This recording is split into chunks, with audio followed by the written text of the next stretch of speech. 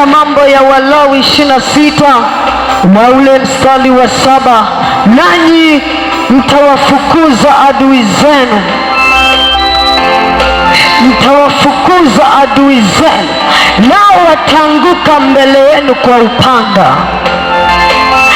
Wako maadui ambao hujui kama wanakufuatilia. Wako maadui kazi yao ni kusababisha magonjwa, kusababisha mambo yawe magumu, kusababisha mabaya, kusababisha mateso. Wako maadui usiyowajua au pengine unawajua katika ulimwengu wa roho.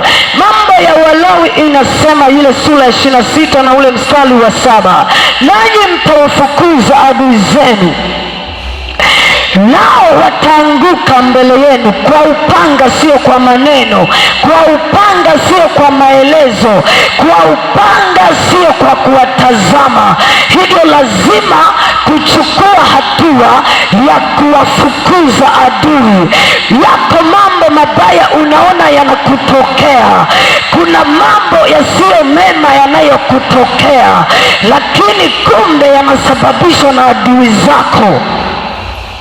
Wako maadui wanaosababisha shida hiyo. Wako maadui wanaosababisha usilale salama. Wako maadui wanaosababisha usifanikiwe.